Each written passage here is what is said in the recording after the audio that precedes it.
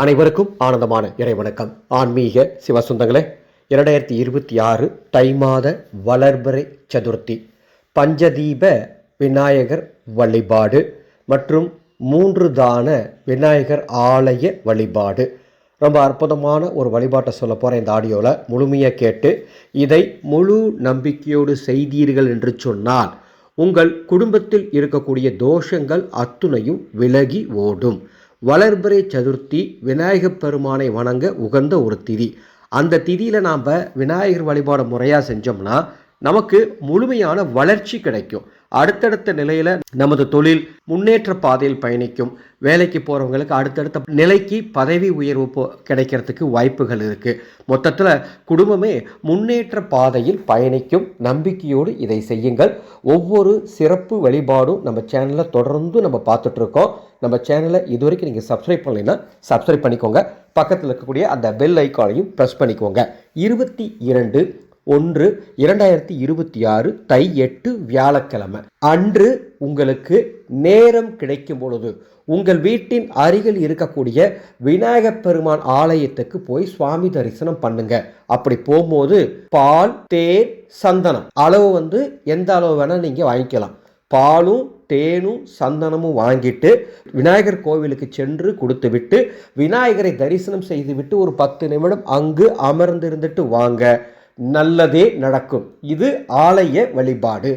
வீட்டில் பஞ்சதீப வழிபாடு எப்படி செய்யணும்? அன்று ராகு காலம் யமகண்டம் நேரம் தவிர மற்ற எந்த நேரத்தில் வேண்டுமானாலும் இந்த வழிபாட்டை செய்து கொள்ளலாம். இரவு 10:30 மணிக்குள் உங்கள் வீட்டில் இருக்கக்கூடிய வெள்ளருக்கு விநாயகர் அல்லது வேறு விநாயகர் சிலைகள் மற்றும் விநாயகர் படத்திற்கு முன்பாக 21 அருகம்புல்லை வைக்க வேண்டும். 21 அருகம்புல்லை எண்ணி எடுத்துக்கோங்க. எடுத்து அதை சின்னதாக கட்டி விநாயகர் படத்துக்கு முன்னால் அல்லது சிலைக்கு முன்னால் வச்சிருங்க.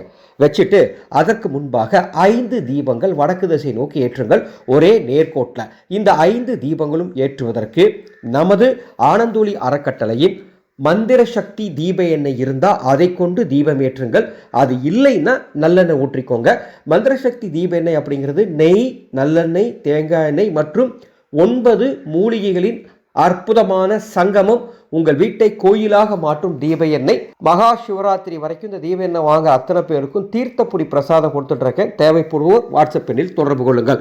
அவ்வாறு தீபம் ஏற்றி ஏதேனும் இனிப்புகள் அல்லது பால் அல்லது பழங்களை நெய்வேத்தியமாக வைத்து ஓம் கண கணபதையே நமக, ஓம் கண கணபதையே நமக. இந்த வீடியோக்கு கீழே டிஸ்கிரிப்ஷன் பாக்ஸில் அந்த மந்திரம் டைப் பண்ணி கொடுத்துருக்கேன்.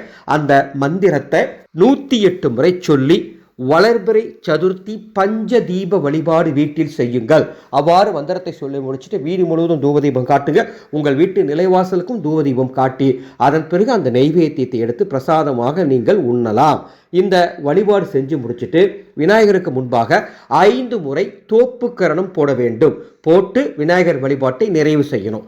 இந்த வழிபாட்டை உங்களுக்கு தெரிந்த அத்துணை பேருக்கும் பகிர்ந்து கொள்ளுங்கள். நிச்சயம் நல்லதே நடக்கும் என்பதை மகிழ்ச்சியோடு தெரிவித்துக் கொள்கின்றேன்.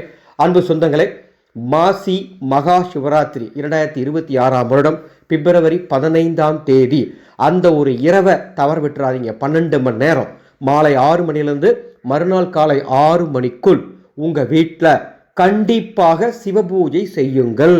4 ஜாமத்தில் குறைஞ்சது ஏதாவது ஒரு ஜாமனாச்சும் பூஜை பண்ணுங்க.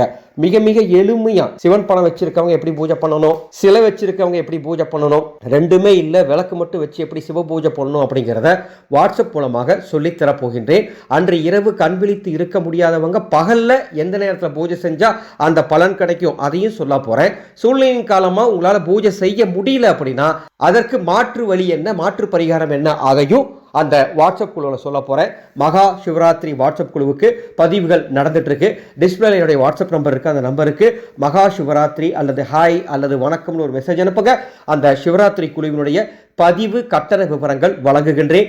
கண்டகி நதியிலிருந்து எடுத்து 3 சிவ ஆலயங்களில் வைத்து உயிரூட்டப்பட்ட சிவ சாலிகிராம் பிரசாதமாக தரப்போறேன். சிவ தீட்சை தரப்போறேன். சிவ தியானம் கற்றுத்தரப்போகின்றேன். வாருங்கள், வீட்டில் இருந்தபடியே குருவுடன் இணைந்து வாட்ஸ்அப் குழுவின் மூலமாக சிவ தரிசனம் காணலாம். மீண்டும் அடுத்த ஒரு பதிவில் சந்திக்கின்றேன். ஆனந்த மலரட்டும், ஆனந்த ஒளி பரவட்டும்.